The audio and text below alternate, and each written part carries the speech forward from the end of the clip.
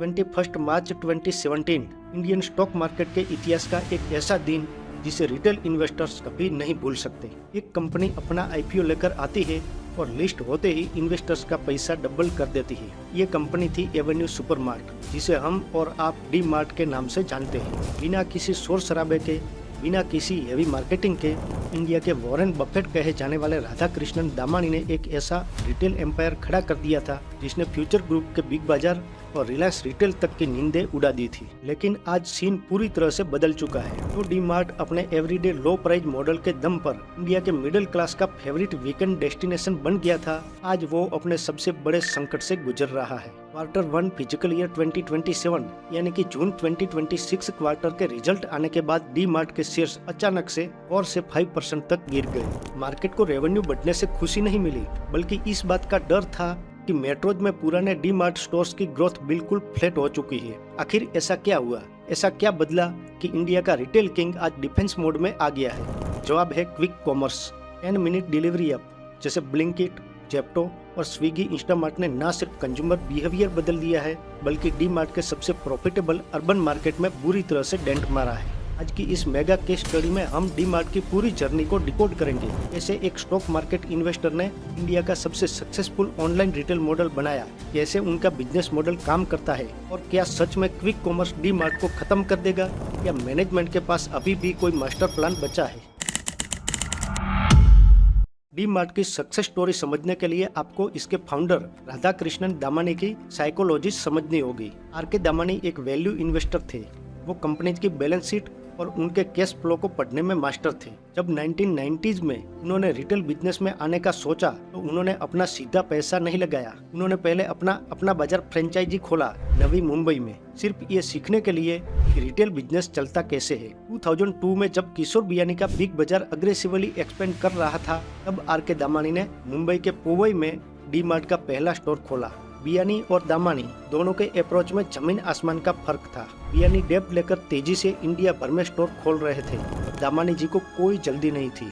उन्होंने पहले 8 साल में सिर्फ 25 स्टोर खोले। उनका रूल सिंपल था, हम तब तक अगला स्टोर नहीं खोलेंगे जब तक पिछला स्टोर प्रॉफिटेबल ना हो जाए। जहां बिग बाजार ने लीज्ड प्रॉपर्टीज पर रेंट का भारी बोझ उठाया, वहीं दामानी जी ने अपना रियल एस्टेट खुद खरीदना शुरू किया। आज यही स्लो और स्टेडी कंपाउंडिंग का नतीजा है कि बिग बाजार बैंकरप्ट होकर बिक गया और डी मार्ट आज 500 से ज्यादा स्टोर का प्रॉफिटेबल जायंट बन गया है। आखिर डी मार्ट अपने कस्टमर को इतना भारी डिस्काउंट कैसे दे पाता है? इसके पीछे एक ब्रिलियंट फ्रेंचाइजी साइकिल काम करता है। आइए इसके 4 मेजर पिलर्स को समझते हैं। First, real estate ownership. कम खर्चा ज्यादा बचत। रिटेल में सबसे बड़ा खर्चा होता है दुकानों का किराया। डी मार्ट अपने 80% से ज्यादा स्टोर की जमीन खुद खरीदता है। स्टार्टिंग में कैपिटल ज्यादा लगता है और लॉन्ग टर्म में उन्होंने कोई रेंट नहीं देना पड़ता। ये जो रेंट बचता है वही पैसा डिस्काउंट के रूप में आप तक पहुंचता है। Second, supplier master stock quick payment. Indian FMCG sector में अगर एक किराना स्टोर या बड़ा सुपरमार्केट किसी ब्रांड से माल खरीदता है तो वो उन्हें 30 से 45 दिन बाद पेमेंट करता है, और डी मार्ट अपने सप्लायर्स को 8 से 10 दिन के बाद कैश पेमेंट कर देता है। इस गारंटी और फास्ट कैश फ्लो के बदले सप्लायर्स डी मार्ट को एक्स्ट्रा 2 से 3% बल्क डिस्काउंट देते हैं। Third, no slotting fees, no shelf charge. बाकी सुपरमार्केट्स ब्रांड से उनके प्रोडक्ट को आई लेवल शेल्फ पर रखने के लिए स्लॉटिंग फीस चार्ज करते हैं। डी मार्ट ऐसा कुछ नहीं करता।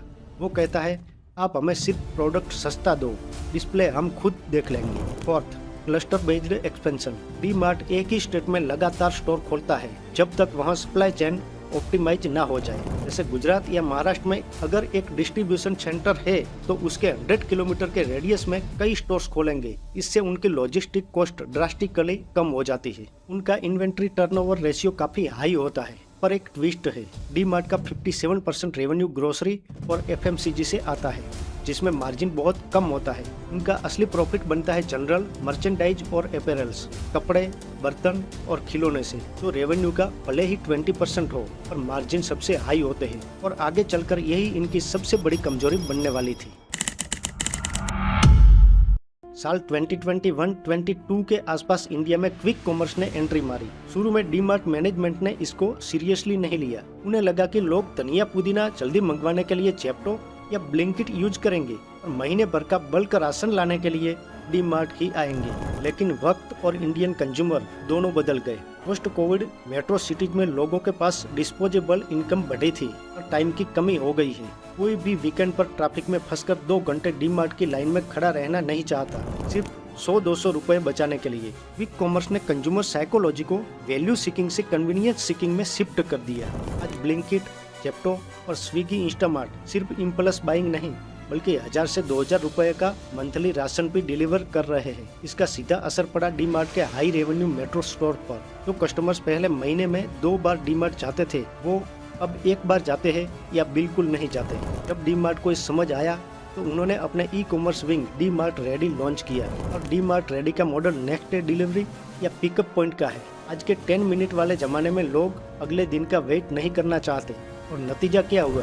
डी मार्ट रेडी लगातार लॉसेस बुक कर रहा है और हाल ही में उन्हें 7 अंडर परफॉर्मिंग सिटी से अपना ऑनलाइन ऑपरेशन बंद करना पड़ा और अपना फोकस सिर्फ 11 मेजर सिटी तक लिमिटेड करना पड़ा। जुलाई 2026 में डी मार्ट ने अपने quarter 1 physical year 27 April to June quarter के रिजल्ट डिक्लेयर किए। कागजों पर नंबर्स अच्छे लग रहे थे। रेवेन्यू 14.9% बढ़कर 18,794 करोड़ हो गया और नेट प्रॉफिट 11.3% बढ़कर 860 करोड़ हो गया। तो फिर स्टॉक मार्केट में पैनिक क्यों फैल गया? क्यों एक ही दिन में शेयर्स 4 to 6% गिर गए? Devil my friends is in the details. Investor revenue नहीं बल्कि 2 स्पेसिफिक मैट्रिक्स देख रहे थे। एक, फ्लैट SSSG इन मेट्रोज। डी मार्ट के CEO ने एडमिट किया कि बड़े मेट्रो सिटीज में उनके पुराने और हाई परफॉर्मिंग स्टोर्स की ग्रोथ लगभग फ्लैट हो चुकी है। नए स्टोर्स ग्रोथ ला रहे हैं और जो स्टोर्स सबसे ज्यादा रेवेन्यू पर स्क्वायर फीट देते थे वहाँ फुटफॉल कम हो रहा है। और दूसरा, मार्जिन क्वीज। डी मार्ट लगातार पिछले कुछ क्वार्टर से अपने एबिटा मार्जिन में प्रेशर देख रहा है, जो अब गिरकर लगभग 7.9% के आसपास आ चुका है। डी मार्ट का मार्जिन क्यों गिर रहा है? याद है मैंने कहा था कि असली प्रॉफिट जनरल मर्चेंडाइज और अपैरल से आता है। हाई इन्फ्लेशन और लोगों की बढ़ती पसंद के चक्कर में जूडियो और मैक्स जैसे फास्ट फैशन ब्रांड्स ने डी मार्ट के कपड़ों का मार्केट शेयर खा लिया है। तो लोग पहले डी मार्ट से सब कुछ लाते थे, वो अब ग्रोसरीज ब्लिंकिट से मंगवाते हैं और सस्ते कपड़े जूडियो से ला रहे हैं। FMCG में मार्जिन वैसे ही कम होता है और एम्प्लॉय कॉस्ट, ऑपरेशन कॉस्ट बढ़ती जा रही है। गोल्डमैन सैक्स और सिटी जैसे ब्रोकरेजेस ने स्टॉक पर सेल रेटिंग दी है, ये कहते हुए कि क्विक कॉमर्स के चलते डी मार्ट का अर्बन मोनोपोली खत्म हो रहा है। तो क्या डी मार्ट का युग समाप्त हो रहा है? बिल्कुल नहीं। मैनेजमेंट को अपनी रियलिटी पता है, उनका फ्यूचर आउटलुक क्लियर है।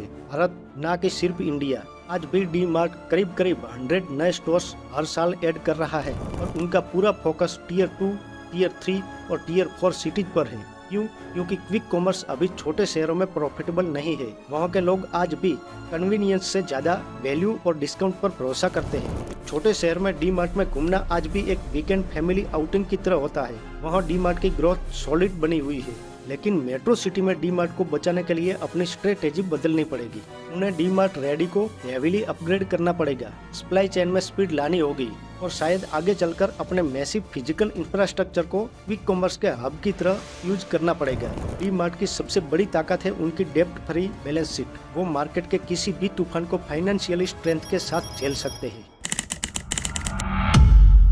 एक बात तो तय है, इंडिया के रिटेल सेक्टर में गेम के रूल्स बदल चुके हैं। राधा कृष्णन दामानी ने जिस स्लो एंड स्टेडी मॉडल से बिग बाजार और ग्लोबल चेन्स को बीट किया था, आज वही स्लो पेस उनके लिए चिंता का विषय बन रहा है। क्विक कॉमर्स कन्वीनियंस बेच रहा है और डी मार्ट वैल्यू बेच रहा है। देखना ये होगा कि आने वाले 5 इयर्स में इंडियन कंज्यूमर किसे चुनेगा। या मेट्रो सिटी में क्विक कॉमर्स का बबल फटेगा या फिर डी मार्ट को मजबूरन अपने स्टोर फॉर्मेट को ट्रांसफॉर्म करना पड़ेगा। ये थी एवेन्यू सुपरमार्ट्स यानी डी मार्ट की डिटेल्ड स्टोरी और उनके करंट स्ट्रगल की डीपली रिसर्चेड स्टडी। अगर आपको बिजनेस एनालिसिस से कुछ नया सीखने को मिला हो तो वीडियो को लाइक जरूर करें। आप मंथली ग्रोसरीज कहाँ से लाते हैं, ब्लिंकिट से या अपने नज़दीकी डी मार्ट से? कमेंट सेक्शन में जरूर बताइए और चैनल को सब्सक्राइब जरूर करें और मिलते हैं नेक्स्ट वीडियो में।